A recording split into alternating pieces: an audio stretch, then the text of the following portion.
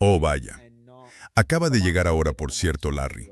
Literalmente, al salir en vivo, cazas jordanos llevaron a cabo esta noche ataques aéreos en la gobernación de Azugueda, en el sur de Siria, contra traficantes de drogas. Sí, Siria se está volviendo un sálvese quien pueda. Qué triste para ese país. Que un país cualquiera entre y bombardee su territorio por traficantes de drogas. Sí, Israel decide cuándo quiere bombardear Siria, y Al-Shara se despierta cada mañana dando gracias a Dios por seguir vivo, considerando la cantidad de gente que quiere asesinarlo. Es una historia tan triste. Mira, Bashar al-Assad, a pesar de sus faltas, si lo hubieran dejado en paz, Siria sería en realidad un estado funcional. Pero fue una provocación deliberada el inicio de esa guerra civil allá por 2012. Y al menos bajo Assad, los distintos grupos, los suníes, los chiíes, los alauitas, los drusos, en su mayoría fueron dejados en paz. Eso no fue así con Hafez al-Assad.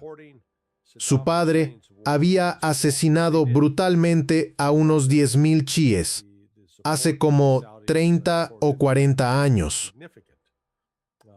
Pero Estados Unidos tiene que asumir la responsabilidad de haber creado esta pesadilla, porque apoyamos, de hecho, a al-Jalani, un antiguo miembro de al-Nusra y del Estado Islámico. La idea de que eran organizaciones independientes, sin vínculos, con servicios de inteligencia extranjeros, no se sostiene. Hablé hace un momento con el general Randy antes de que entraras, y estaba muy molesto. Me envió un mensaje. Vi tu entrevista anterior con él, no la reciente, la anterior. Vale, la que acabamos de hacer ahora, me envió un mensaje. Está realmente enfadado por la retirada de tropas de Alemania ordenada por Trump. No porque sea tan relevante, sino porque es un número muy pequeño de tropas. No cambia nada. Creo que hay 36.000. Solo está retirando 3.500. Y las otras 1.500 eran tropas que iban a ir a Alemania y simplemente lo canceló. Probablemente irán a otra base en el Indo-Pacífico.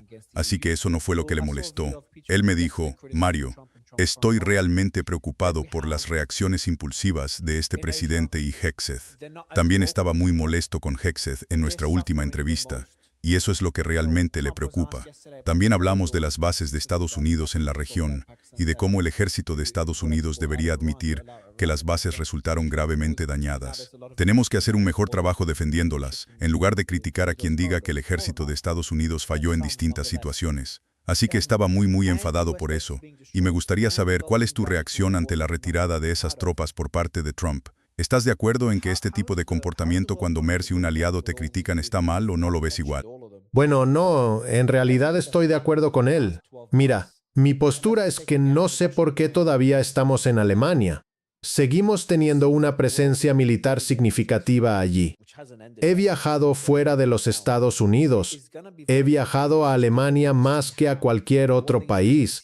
Y gran parte de eso fue por el trabajo que hice en apoyo al ejército de Estados Unidos, participando en ejercicios con el Comando Europeo de Estados Unidos y con el Comando de Estados Unidos para África. Tanto el Comando Europeo de Estados Unidos como el Comando de Estados Unidos para África están ubicados en Stuttgart. Uno está en Kelly Barracks, otro está en Patch Barracks. Hay otra base pequeña llamada Panzer. Así que tienes que sentarte y decir, ya han pasado 81 años desde el final de la guerra.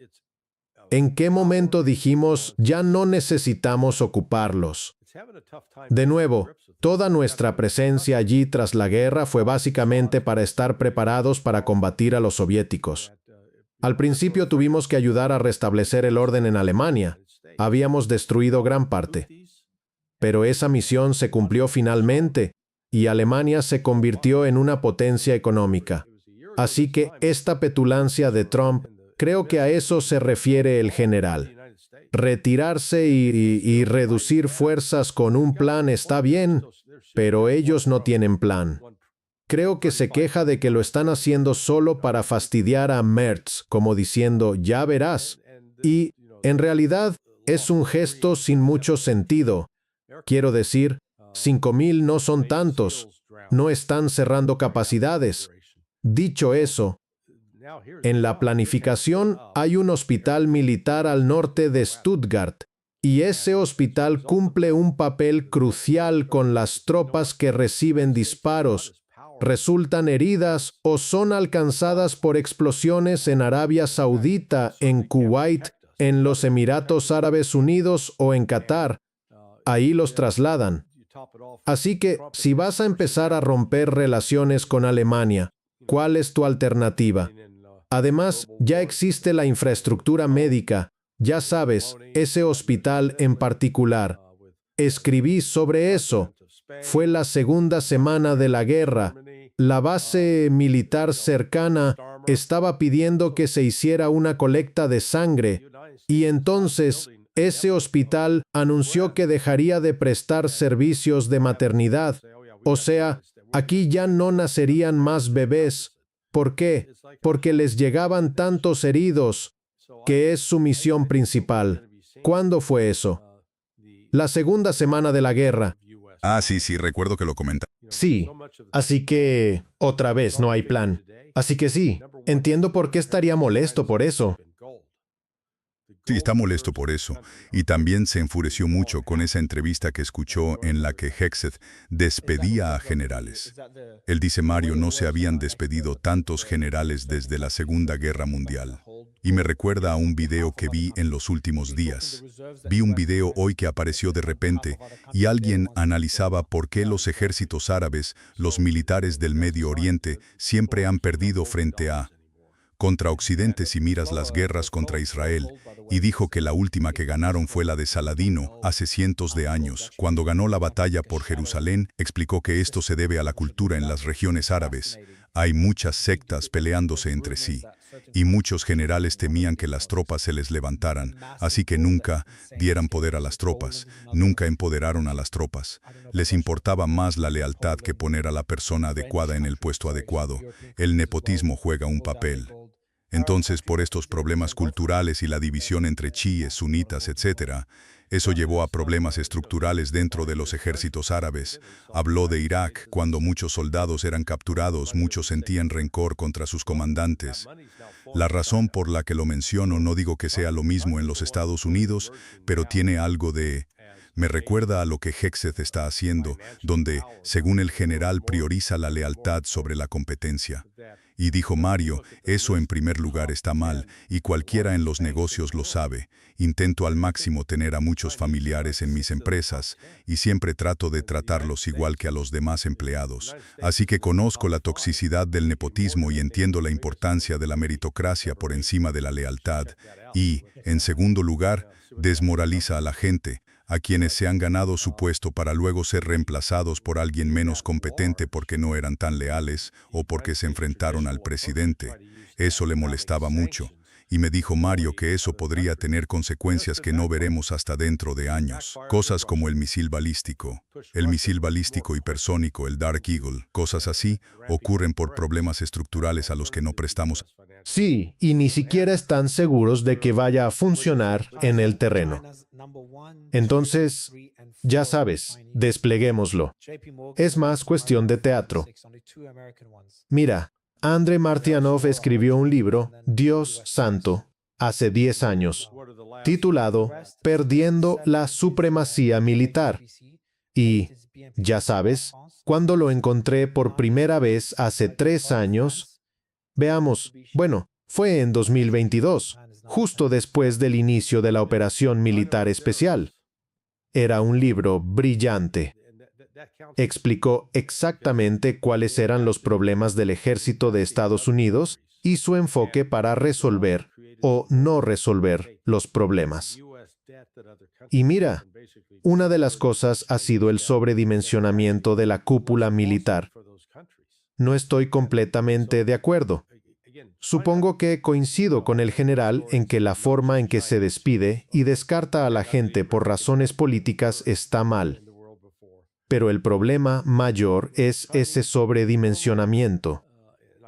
Si comparas el número de generales de 4 estrellas que hay hoy en el ejército con el número que había en el ejército de Estados Unidos en 1945, en el corazón y la cúspide de la Segunda Guerra Mundial, es una cifra asombrosa. Es como si tuviéramos 10 veces más, creo, como mínimo.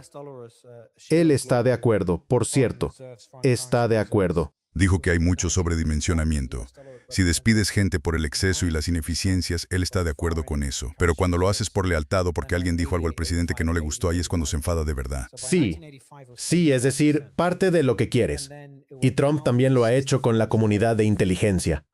El jefe de la Agencia de Inteligencia de la Defensa fue despedido el año pasado porque, después de que Trump, cito, aniquilara todas las instalaciones nucleares iraníes, la agencia tuvo la osadía de decir, no, no fue así.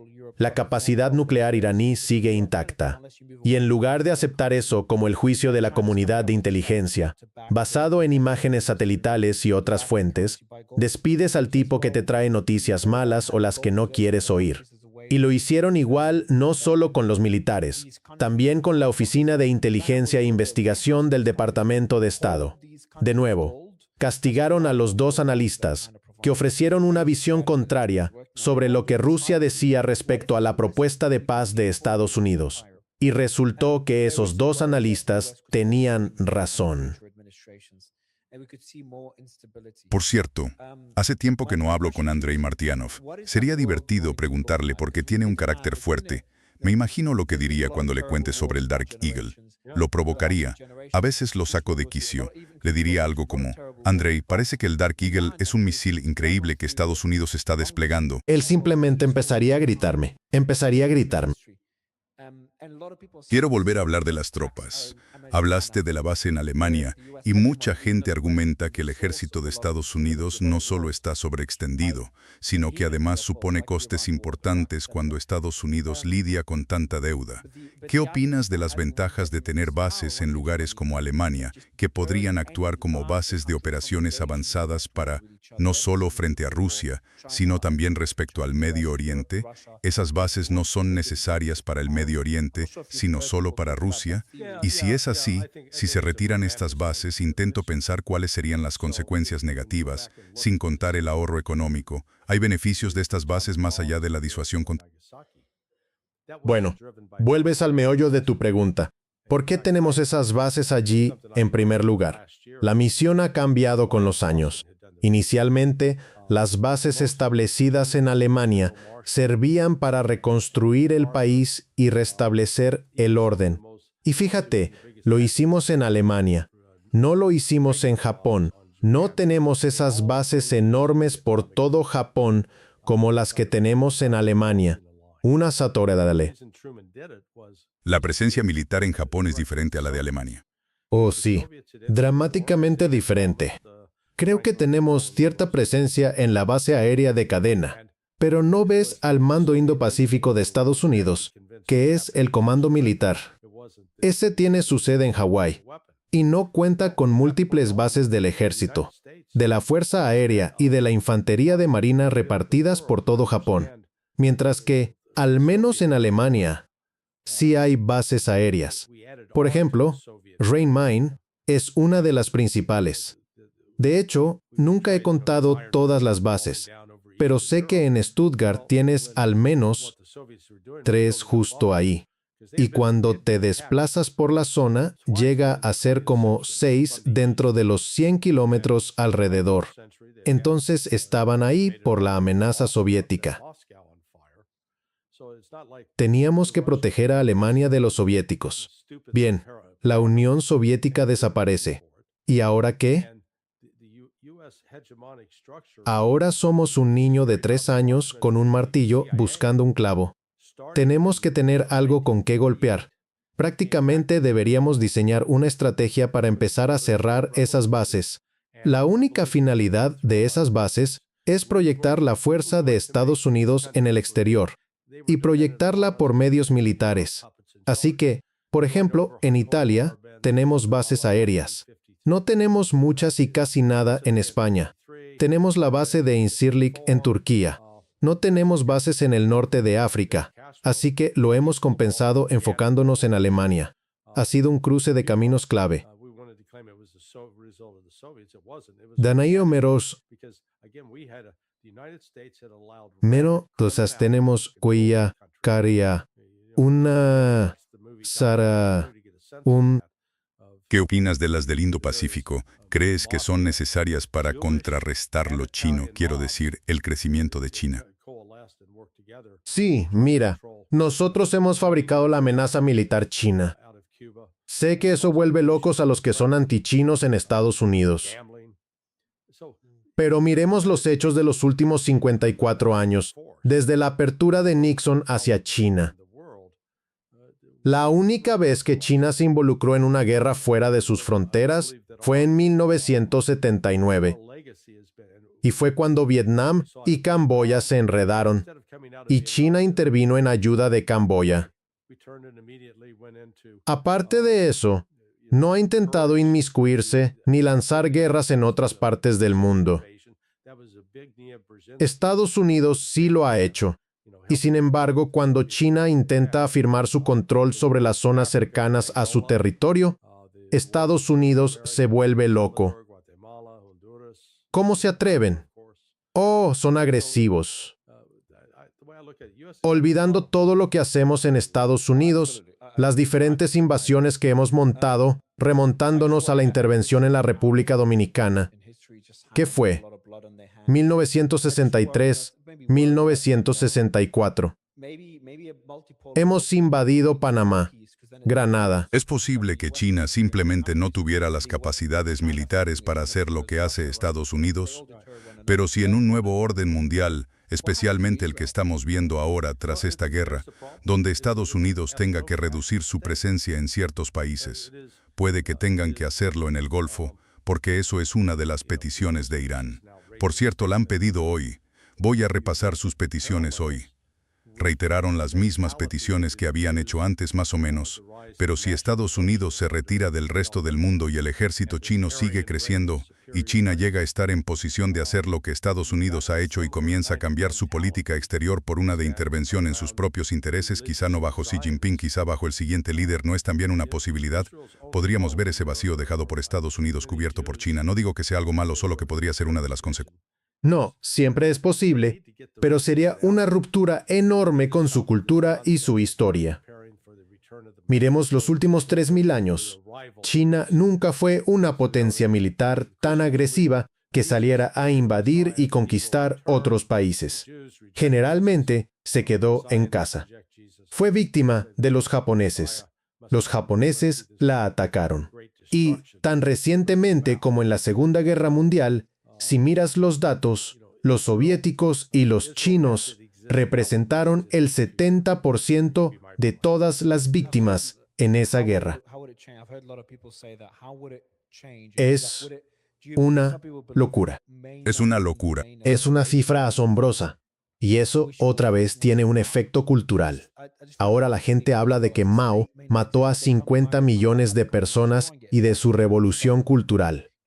No estoy apoyando eso, pero también digo que deberíamos aprender a ocuparnos de nuestros propios asuntos y dejar que los países resuelvan su identidad y lo que hacen. Estados Unidos es muy dado a moralizar sobre lo que otros países deben hacer, pero nos resulta muy cómodo ignorar el genocidio que cometimos contra los pueblos indígenas en este continente.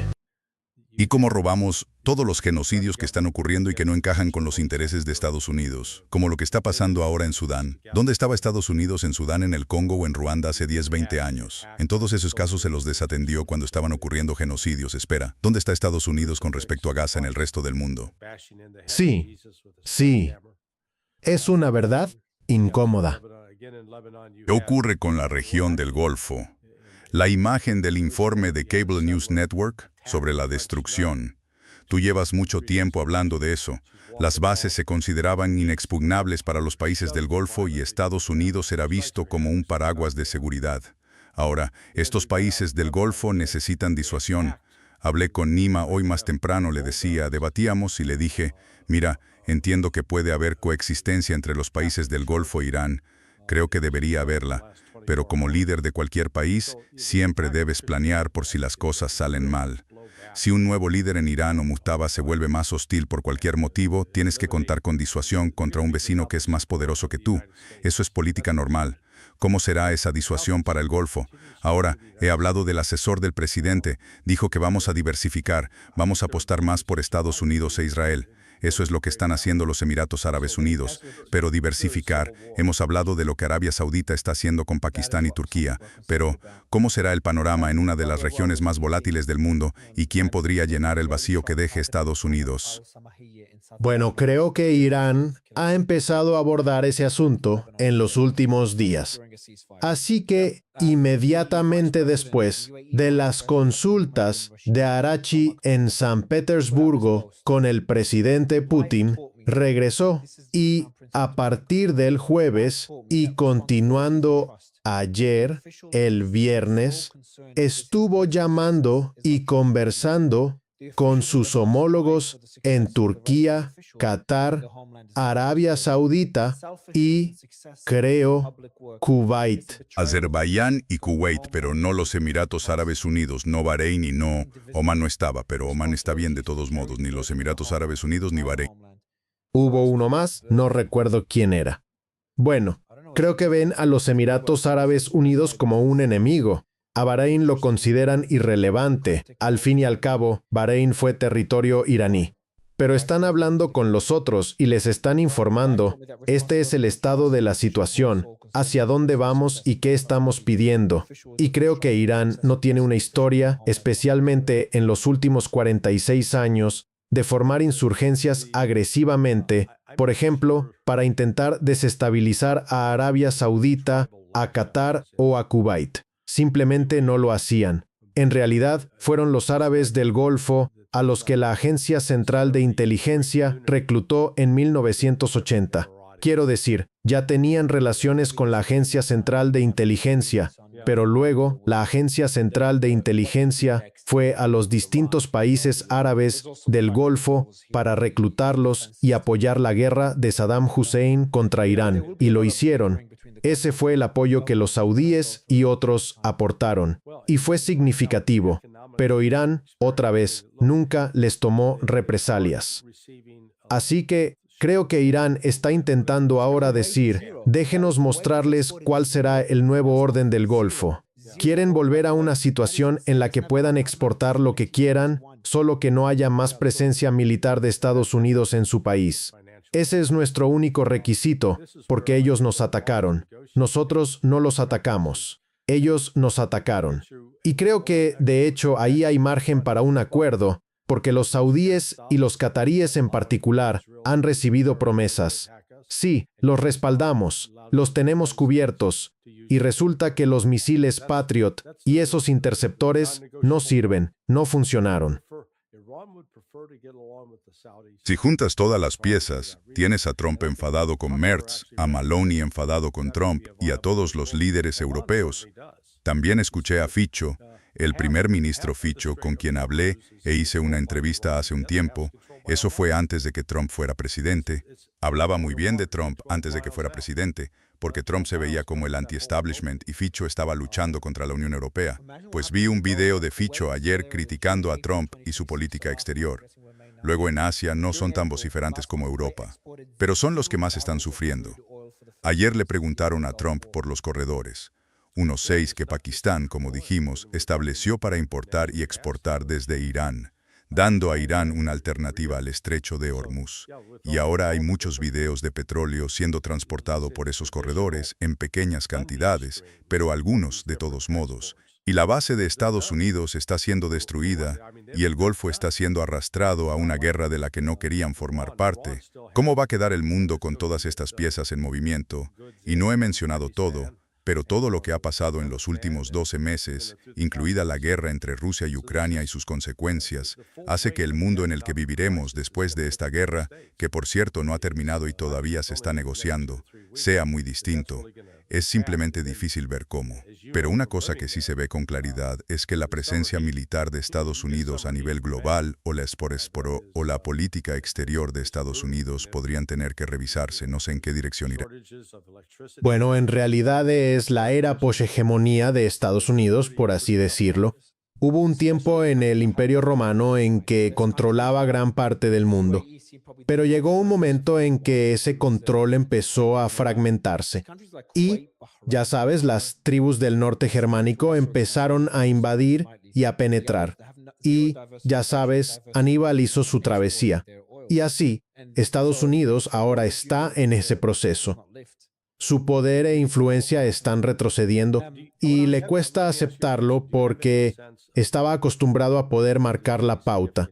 Éramos tan grandes, éramos tan poderosos que los demás nos temían. Pensaban, no podemos enfrentarnos a Estados Unidos.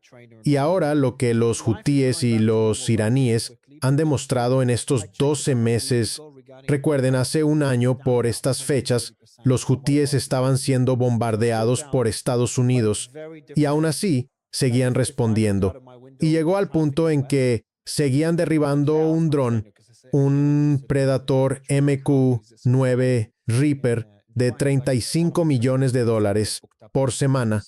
Y luego, bueno, también la pérdida de al menos 3 aviones F-18. Algunos miembros de las Fuerzas Especiales de la Marina se ahogaron durante una operación. Así que ahora aparece Irán. Se ha plantado frente a todo lo que Estados Unidos le ha podido lanzar. Y como resultado, el resto del mundo empezó a mirar y a decir, ¿saben qué? Estados Unidos no es tan poderoso como pensábamos. Y de hecho, ciertamente no puede protegernos. Creíamos que sí podía protegernos, no puede. Y para colmo, tienes a Trump y su personalidad. Se está peleando verbalmente con el Papa, con Meloni, la primera ministra de Italia, con el presidente de España y ahora con Merkel de Alemania. Ya sabes, Starmer. Así que Estados Unidos no está formando una red de aliados que digan, sí, contamos con Estados Unidos, estaremos con Estados Unidos, lo respaldaremos. Todo lo contrario. Es como una política de alienación. Creo que lo que veremos será la evaporación del poder de Estados Unidos en el Golfo. Vi la cifra hoy. Aparentemente, el principal producto de exportación de Estados Unidos ha sido el oro. Las reservas de oro en este país se están retirando y yendo a otros países. Así funciona, no soy experto, pero hay ciertos países, ciertos bancos centrales que custodian oro en nombre de otros países. Entonces hablamos de las reservas que Estados Unidos tiene en nombre de otros países, son esas las que se están retirando. Sí, exactamente. Y eso es una señal. La gente ya no quiere mantener dólares. Sí, pero el flujo de oro, por cierto, no se divulga. Así que no sabemos cuánto oro se mueve realmente entre países. Como una sombra, es un sistema, búsquenlo, es fascinante. Hay rumores de que ciertos países, China, entre los principales, están acumulando oro a escalas increíbles. Polonia es otro. Algunos países europeos también han retirado su oro. Países árabes y algunos del Golfo, creo, también han estado acumulando mucho oro. Sí, y no es que antes compraban bonos del Tesoro de Estados Unidos. Otra vez veían a Estados Unidos como un refugio seguro, un lugar donde el dinero estaría a salvo. Bueno, ese dinero ahora fluye hacia China. Así que China es la que realmente se está consolidando ahora como una gran potencia financiera en el mundo. Es cada vez más relevante cuando miras la lista de los 10 bancos más grandes del mundo. Creo que los bancos chinos son como 6 de los 10 primeros. Y Estados Unidos no está entre los 5 primeros. JP Morgan creo es el más grande. Y puede que esté en el puesto 8. Deberías comprobarlo. Compruébalo ahora, sí. Sí, mira cuál es el número real. Pero dado ese tamaño, el enfoque tradicional de Estados Unidos de usar sanciones económicas para intimidar a otros países ha resultado contraproducente.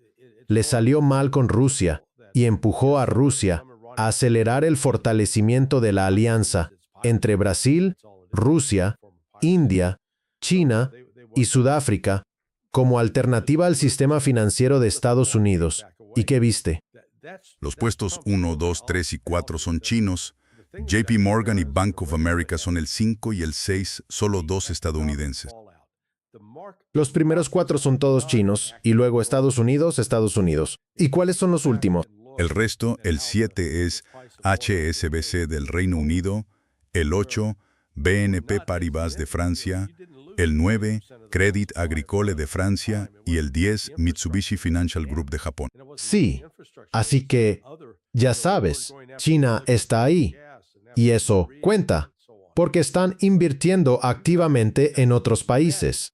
También han creado mecanismos para tomar la deuda que otros países tienen con Estados Unidos y convertirla en deuda china que resulta menos costosa para esos países. Y entonces, otra vez, China, ya sabes, he oído historias de turistas chinos maleducados. Sí, ya hemos tenido antes turistas estadounidenses maleducados, pero normalmente los chinos, y yo lo vi en Panamá, no vienen a intimidar, ni a sentarse a decirle a los panameños lo que tienen que hacer. Tienen un enfoque mucho más colaborativo.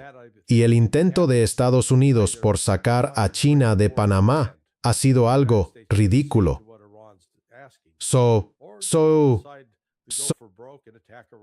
El dólar de Estados Unidos forma parte de las reservas internacionales de divisas. En 1955, el dólar de Estados Unidos representaba el 90% de las reservas de divisas. Después pasó a 88, 85, 80, 85, 80. Así que para 1985 era del 75%, y luego bajó al 65% en 2015, y ahora ha caído hasta el 58%. Así que ha bajado de forma significativa. Ahora, para que quede claro, todavía no existe una alternativa evidente. El renminbi chino está centralizado, no es una economía libre, así que no está en la posición ideal para sustituir al dólar de Estados Unidos. El euro, bueno, Europa tiene sus propios problemas. No hay una alternativa clara, salvo que se abandone la estructura centrada en una moneda de referencia. China está ideando una estrategia para respaldar su moneda con oro, según rumores. Incluso se habla de tener reservas de oro en otros países. La idea sería que China construyera un almacén en esos países y guardara su oro como garantía de los préstamos que les conceda. Es una estrategia loca que están desarrollando en silencio. ¿Y qué pasa si vemos la caída del imperio de Estados Unidos? Existe el temor de que Estados Unidos pueda colapsar bajo futuras administraciones y que veamos más inestabilidad. Mi pregunta para ti es, ¿cómo será ese mundo? Porque en nuestras generaciones ha habido muchas guerras terribles desde la Segunda Guerra Mundial. Pero estamos, y seguro que lo has visto, atravesando la época más larga y pacífica en la historia de la humanidad. Mucha gente dice que esta es la fase de la Pax Americana, donde la hegemonía de Estados Unidos, aun cuando Estados Unidos ha sido fuente de mucha inestabilidad y muchas guerras, a las que me opongo rotundamente, como la guerra en Irán y la de Irak. Pero el argumento es que tener un poder hegemónico único disuadió a los países grandes de entrar en guerras directas entre sí. No hemos visto una guerra nuclear, ni a China contra Occidente, ni a Europa contra Rusia, precisamente porque ha existido una superpotencia. No sé si has oído a gente hablar de esa teoría. Sí, creo que es una visión romantizada de la historia. Si uno vuelve a examinar la decisión de Truman de usar las bombas atómicas en Hiroshima y Nagasaki, aquello no fue motivado por una necesidad militar. De hecho, algo que aprendí el año pasado, cuando Ryan Dawson hizo la investigación, la mayoría de los generales, el general Marshall, el general MacArthur, incluso algunos que habían sido partidarios del bombardeo convencional sobre Japón, se opusieron al uso del arma atómica. Pensaban que era cruzar una línea, y la razón por la que Truman lo hizo fue para enviar un mensaje dirigido a los soviéticos, porque los soviéticos habían entrado en la guerra como le habían prometido a Franklin Delano Roosevelt en la cumbre de Yalta y fue la entrada soviética en la guerra lo que en realidad convenció a los japoneses de rendirse. No fue el uso del arma atómica. Bueno, a partir de entonces, otra vez, Estados Unidos, en lugar de intentar reconstruir el mundo y comprender la paranoia soviética, la exacerbó, y representamos la caída de esa cortina de hierro sobre Europa del Este. En realidad, lo que hacían los soviéticos era construir un colchón defensivo porque habían sido atacados, ya sabes, 2 veces durante el siglo XX desde el este. Y en el siglo XIX, Napoleón llegó hasta Moscú y prendió fuego a la ciudad.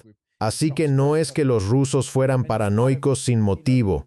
Tenían una buena razón para ello, y la estructura hegemónica de Estados Unidos, que se llevó a cabo en gran medida con la Agencia Central de Inteligencia de Estados Unidos, a partir de 1948, se involucró activamente en organizar revoluciones de colores y movimientos para derrocar a otros países. Íbamos a hacer que esos países dependieran de nosotros. Teníamos a nuestros títeres en el poder, derrocando a Jacobo Arbenz en Guatemala en 1953. En realidad, fue Mossadegh en 1953, Arbenz en 1954. Por eso nos enojamos tanto con Fidel Castro. Llevó adelante una revolución orgánica en Cuba. Quisimos atribuirla a los soviéticos. No lo fue. Fue orgánica porque, otra vez, Estados Unidos había permitido que la delincuencia desenfrenada controlara ese país. Solo hay que ver la película El Padrino Segundo para hacerse una idea. Las distintas mafias, tanto judías como italianas, se unían y trabajaban juntas para intentar controlar. Operaban contrabando de licores desde Cuba, prostitución, tráfico de personas y juegos de azar. Así que Estados Unidos, en vez de ser una fuerza benigna para promover el desarrollo mundial, estaba militarizando el mundo. Y creo que nuestro legado ha sido ese. Lo vimos en Vietnam, y en vez de salir de Vietnam y decir nos retiramos, nos volcamos inmediatamente en fomentar la actividad en Afganistán que llevó a la invasión soviética. Ese fue el gran plan de Brzezinski, ayudar a provocar a los soviéticos para que hicieran eso. Las guerras en África y en Angola, las guerras en Centroamérica, El Salvador, Guatemala, Honduras, Nicaragua, por supuesto. Así que, como yo lo veo, Estados Unidos tiene muchísima sangre en las manos. Oh, absolutamente. Es difícil negarlo. Solo me preocupa que toda superpotencia en la historia ha tenido mucha sangre en las manos. Me preocupa. Quizás sea miedo a lo desconocido. Quizá un mundo multipolar podría traer más paz, porque así disuadiría a países como Estados Unidos de intervenir en otros países. Y Estados Unidos disuade a China de hacerlo. China disuade a Rusia. Rusia también disuade. Todos se disuaden mutuamente. Así se puede ver qué pasa con... Bueno, hay un problema. Es un estado etnofascista. Ya sabes, la gente dice que es una afirmación escandalosa. Pero mira los paralelismos con la mentalidad que impregnó el ascenso de los nacionalsocialistas bajo Adolf Hitler y esa idea de la raza aria, la raza superior. Tienes una mentalidad de tipo similar hasta cierto punto entre los sionistas religiosos. La única esperanza de Israel, y muchos judíos en Israel compartirían esta visión, es que tienen que quitar la religión del asunto. Tienen que dejar con estas tonterías de que se están preparando para el regreso del Mesías o la llegada del Mesías. Los cristianos creen que Jesús es el Mesías, que Él regresará. Los judíos rechazan a Jesús, o los sionistas lo rechazan, y dicen que el Mesías debe venir, pero que tiene que haber una gran destrucción para que eso ocurra. Entonces, ya sabes, mi punto es que Israel, tal como existe ahora, no existirá en el futuro. He oído a mucha gente decir eso. ¿Cómo cambiaría? Algunas personas creen que quizás ni siquiera se mantenga como Estado, lo cual creo que es un deseo ilusorio por su parte. Me cuesta creer que Israel como Estado pueda dejar de existir, pero me dicen, Mario, que no se trata de que otros países lo destruyan. Se trata de luchas internas, porque un gran porcentaje de la población es palestina, y no hay una visión clara para el país, y hay muchas cuestiones sin resolver. Esa es la preocupación. Yo lo veo más como un país que tiene que respetar a sus vecinos y parar ahí cambiar su enfoque de política exterior. Sí, deberían, pero no lo hacen. Y lo que hemos visto, de hecho, desde la Pascua, el Domingo de Ramos, es que el gobierno israelí se movió contra la Iglesia del Santo Sepulcro, prohibiendo que los cristianos se reúnan allí y adoren. Luego hubo el ataque de 2 soldados al crucifijo de Cristo, destrozando la cabeza de Jesús con un mazo. En el sur del Líbano, atacaron a una monja francesa hace 3 días. Ella caminaba.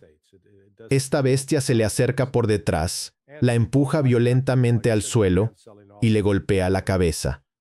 Parece que la dejó inconsciente. Luego salimos del Líbano otra vez. Atacaron a las fuerzas de defensa de Israel. Arrasaron con una iglesia católica. Se hizo apenas en las últimas 24 horas.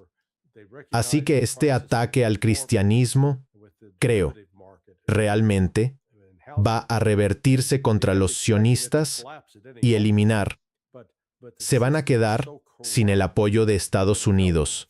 Hacia eso se dirige. Así que sin el apoyo continuado de Estados Unidos, creo que su capacidad para sobrevivir quedaría realmente erosionada. Y como con la guerra civil en Israel, eso es lo que preocupa a algunas personas. Por cierto, mientras hablamos, hace 9 minutos un ataque israelí alcanzó la localidad de Al-Samaya, en el distrito de Tair, en el sur del Líbano, matando a 3 personas, según la agencia de noticias del Líbano. Eso fue durante un alto el fuego. Y el vicepresidente de los Emiratos Árabes Unidos, Mohammed bin Rashid Al Maktoum, publicó este mensaje: "La vida me enseñó", creo que esto lo dijo el príncipe heredero de Dubái, puedo estar equivocado. "La vida me enseñó que la responsabilidad es una confianza, y el funcionario cuya única preocupación es su éxito personal no es digno de confianza. El egoísmo y buscar el éxito en la función pública a costa de los demás es una traición a la confianza, porque la patria es indivisible. Indivisible. La responsabilidad es llevar la carga de la patria, de toda la patria, para no imponerle más peso". No sé a qué se refiere con eso. La gente me lo manda así. Mario, hay un mensaje interesante y algo críptico del príncipe heredero de Dubái, el vicepresidente del país. "La vida me enseñó que la responsabilidad es una confianza y que el funcionario cuya única preocupación es su éxito personal no es digno de confianza. El funcionario que no se esfuerza por el éxito del resto de los funcionarios del país no es digno de confianza". No estoy seguro de cómo es la estructura tribal completa en los Emiratos Árabes Unidos, pero sospecho que no hay necesariamente una gran unidad entre los distintos emiratíes. Puede que haya desacuerdos. ¿Crees que puede haber desacuerdos sobre cómo proceder y cómo tratar con Irán, Israel y los Estados Unidos? También está el hecho de que Israel estaba aquí con el sistema de defensa aérea, así que no lo sé, habrá muchas disputas entre los países del Golfo. Los países del Golfo van a pasar por un periodo complicado. Bueno, y en este momento, en lo económico, lo que están viviendo, no reciben cargamentos ni nada por el estilo. Kuwait, 0. Larry, Kuwait no exportó nada el mes pasado, 0. Kuwait, 0 petróleo. Es una locura, eso no pasaba desde... Sí, y eso tiene un impacto financiero claro. Y aquí es donde creo que lo que Irán está negociando ahora con estos distintos países es, podemos reactivar sus exportaciones de petróleo, pero eso significa que deben dejar de apoyar y de permitir que Israel use su territorio para atacarnos, y deben dejar de permitir que los Estados Unidos usen su territorio para atacarnos. Ese es su punto no negociable. Irán preferiría entenderse con los saudíes y los cataríes por esa razón. Y creo que Qatar en realidad reconoce que eso puede ser un camino viable. Omán ciertamente lo hace. Verán, esta mitad del estrecho de Hormuz está controlada por Irán. La otra mitad está controlada por Omán porque son aguas territoriales. Son 12 millas hacia afuera. Bueno, esas 12 millas cubren toda la entrada. Imaginen lo que sucede en el Golfo. Kuwait ahí está en abril de 2026, así que el mes pasado, supongo que hoy es 9 de mayo. Durante abril el mes pasado, Kuwait exportó 0 barriles de petróleo crudo por primera vez desde el fin de la guerra del Golfo. Sí, y no es solo el petróleo crudo. También hablamos del gas natural licuado. Hablamos también de la urea. Así que sí, con todas las distintas, digamos, fuentes tradicionales de financiación de estas exportaciones, se acabaron. Quiero decir, se acabaron. No es como Irán. Irán todavía, ya saben, puede recibir mercancías desde Pakistán y Turkmenistán e incluso a través del mar Caspio. Así que el peso total de la crisis económica que va a golpear a los estados del Golfo, creo que en realidad será en las próximas 2 o 3 semanas cuando eso empiece a notarse de verdad. Y, como sabes por haber vivido allí, el calor veraniego empieza en mayo. Es simplemente brutal. Y si hay cortes de electricidad y el aire acondicionado no alcanza, la vida se vuelve bastante difícil. Especialmente los países que no han diversificado su economía. Hay países que, como los Emiratos Árabes Unidos, parecen los más diversificados, con turismo, banca y todo eso. Pero países como Kuwait, Bahrein y Qatar, Arabia Saudita en menor medida está algo diversificada, pero los demás no se han diversificado, dependen totalmente de la exportación de petróleo. Así que si la guerra se reanuda o el bloqueo no se levanta, realmente no sabemos qué les pasa. Déjame hacerte una pregunta. ¿Tienes idea de si ha habido algún cambio significativo en el tráfico aéreo hacia o desde, digamos, Dubái? Sí, no he revisado el tráfico aéreo, he mirado la ocupación hotelera y he preguntado a gente que vive aquí, mi entrenador y demás. La vida vuelve a la normalidad relativamente rápido, pero aún revisé la ocupación hotelera hace una semana. Está entre un 20 y un 30% por debajo de lo que era antes de la guerra. Así que sigue baja, pero es muy distinto. Por ejemplo, si miro por mi ventana hay menos tráfico. Pero hoy le pregunté a mi entrenador, porque en realidad me interesa. Le pregunté a mi entrenador por qué Dubái está tan tranquilo. Me dijo que uno de sus entrenadores ya está empezando a recibir reservas otra vez, así que la gente parece volver.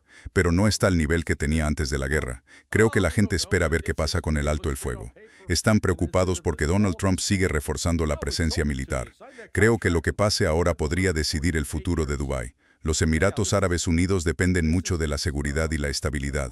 Los otros países dependen en gran medida de poder exportar su petróleo, y no tienen las alternativas que sí tienen los Emiratos Árabes Unidos y Arabia Saudita. Por tanto, dependen casi por completo del estrecho de Hormuz, así que están en una situación muy difícil.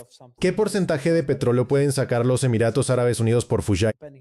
Mucho menos, sí, Fujairah. La capacidad de Fujairah, no tengo la cifra exacta, pero es mucho menor. El estrecho de Hormuz es importante para todos ellos, incluida Arabia Saudita, y Fujairah también podría ser atacada. Así que, si la guerra se reinicia, Fujairah es un objetivo, y fue atacada durante la guerra. Y el oleoducto en Arabia Saudita fue atacado. Los hutíes, ya sabes eso, los hutíes también lo atacaron hace años. Es un objetivo bastante fácil de atacar. Así que si la guerra se reanuda, sí, eso sería una locura. A menos que haya acuerdos entre bastidores con Irán. Quizá acuerdos del tipo, si la guerra se reinicia, nosotros haremos esto, aquello y lo otro si ustedes no nos atacan. Y quizás esos países del Golfo ya estén, ya sabes, empezando a buscar alternativas a tener la presencia militar de Estados Unidos en su territorio. Esas conversaciones pueden estar ya llevándose a cabo ahora mismo, estoy seguro de que sí. Quiero preguntarte sobre la contrapropuesta de Irán a Estados Unidos. Irán ha presentado una propuesta de 14 puntos en respuesta a la propuesta de 9 puntos de Estados Unidos a través de mediadores pakistaníes, enfatizando un fin total de la guerra en lugar de extender un alto el fuego, según Tasnim. Estados Unidos propuso una tregua de 2 meses. Irán exige que todos los asuntos importantes se resuelvan en 30 días y que las negociaciones se centren en poner fin al conflicto por completo. La propuesta incluye lo siguiente: exige garantías contra nuevos ataques. Está bien, Siempre ha estado ahí y eso tiene mucho sentido. Número 2, retirada de las bases de Estados Unidos de las regiones cercanas, así que tienen la misma exigencia, que algunos consideran maximalista, que las bases de Estados Unidos salgan de la región. Ahora lo exigen. 3, levantamiento del bloqueo naval. 4, compensación. Así que no han cedido en nada, mantienen la misma postura. 5. Liberación de activos congelados y alivio de sanciones, además de poner fin a los combates en todos los frentes, que ahora mismo incluye el Líbano. Y por último, establecer un nuevo marco para el estrecho de Hormuz. Teherán ahora espera la respuesta oficial de Washington. ¿Acaso Irán está esperando a que Trump se aburra y se marche, para entonces controlar el estrecho de Hormuz, hacer lo que pretende y trabajar en la eliminación de las bases de Estados Unidos? En realidad, no creo que estén esperando. Creo que eso es precisamente lo que están haciendo. Están avanzando. Controlan el tráfico que sale del estrecho de Hormuz. Insisto, el bloqueo es un bloqueo en teoría, pero no en la práctica, porque sería distinto si los barcos de Estados Unidos estuvieran, literalmente, apostados en la boca del estrecho de Hormuz, lo que los pondría a 12 millas de la costa iraní. No lo están haciendo. Se mantienen a 200 millas porque, si se acercan, saben que los van a atacar. Así que esto es más, creo, una cuestión de principio, sí. Algunos barcos iraníes pueden ser interceptados en alta mar. Es piratería. Eso es todo. Es piratería pura. Así que, sí, quieren que Trump, desde el punto de vista político, retire el bloqueo. Esa es la única salida que tiene Trump aquí. La cuestión es que creo que Mary va a forzar la situación. Son las consecuencias económicas. Los mercados no se comportan con normalidad. Si retrocedes y miras cómo se comportó el precio del petróleo durante la pandemia de coronavirus, cuando no había tantas, ya sabes, no se perdió el 20% de la oferta mundial de petróleo en aquel entonces. No era así. La infraestructura no estaba dañada, y no era solo la infraestructura, era otra cosa, ya sabes, no iban tras el gas natural licuado ni tras la urea y demás. Pero hay interrupciones dramáticas y significativas en el suministro de materias críticas y los mercados occidentales fingen que no pasa nada. Eso no es real. Va a tener un impacto. Y cuando golpee, y podría ocurrir en las próximas 2 o 3 semanas, quiero decir, ha habido manipulación del mercado para intentar evitar que esto suceda, pero en algún momento se les acabará la capacidad para sostenerlo, y cuando eso ocurra, entonces tendrá un efecto devastador a nivel global y la vida no seguirá como hasta ahora. Así que eso, creo, será el catalizador para, o bien, finalmente poner fin a la guerra y que Estados Unidos acceda a lo que pide Irán. O decidirán jugársela y atacar a Irán. Personalmente creo que optarán por la vía del ataque porque no dejan de acumular fuerzas. Es como tensar una banda elástica. Tiras, tiras, tiras. En algún momento se va a romper. Y si viéramos lo contrario, si empezaran a retirar fuerzas o a reducir su despliegue. ¿Qué? No hay indicios de eso. Hoy hablé con un profesor, Steve Hank, de la Universidad Johns Hopkins, y ha estado analizando Irán durante muchos años, y su análisis es el siguiente, y, obviamente, la economía mundial. Además, ha sido asesor, miembro de la Junta y uno de los responsables de políticas en los Emiratos Árabes Unidos. Y esto fue lo que me dijo. Primero, está claramente preocupado por el Golfo. Pero en cuanto a Irán y al resto del mundo, decía que si esto continúa podríamos enfrentarnos a una depresión mundial. Es una palabra bastante fuerte, y cree que los mercados no han valorado dónde estamos hoy, y mucho menos la continuación del bloqueo. Y si el bloqueo continúa, las consecuencias serán catastróficas en todo el mundo. Eso es lo primero. Y en segundo lugar, incluso dijo que la economía iraní está peor de lo que dice la prensa y que la inflación es más alta. Él la sigue a diario. Pero dijo que los iraníes tienen una resistencia significativamente mayor que los estadounidenses y el resto del mundo. Y aunque su economía sufra, no cederán porque esto es existencial para ellos. Y lo estamos viendo ahora mismo en las exigencias de los iraníes. Hay otro informe que salió, creo que en el Wall Street Journal, que dice que los iraníes están llenando todos sus buques de carga y lo que quieren es saturar el bloqueo con todos esos barcos. Entonces, ¿me estás diciendo que, incluso si no hacen eso, muchos barcos no podrían ser interceptados por la limitada cantidad de buques de guerra que tiene Estados Unidos? ¿Qué pasaría si Irán simplemente saturara todo el bloqueo con unas pocas docenas de buques de carga? En el artículo había un nombre para eso, pero sería una estrategia que podría funcionar. Irán podría hacerlo cada pocas semanas y simplemente inundar el mercado. Eso es algo que Estados Unidos no tiene capacidad para interceptar, a menos que empiecen a derribar buques de carga con cazas, lo cual sería una opción. Sí, eso es un hecho. Es que si Estados Unidos no tiene suficientes buques en su armada actual para desplegarse y bloquear, para entrar en puerto y evitar que cualquier barco zarpe. Así que Irán básicamente tiene libertad de navegación hasta unas 50 millas de su costa, y Estados Unidos realmente no puede hacer mucho para interceptarlos. E incluso si pudieran interceptar, probablemente uno de cada 10 barcos, cada vez que hacen una intercepción, pueden usar los destructores que acompañan a los portaaviones de Estados Unidos para llevarla a cabo.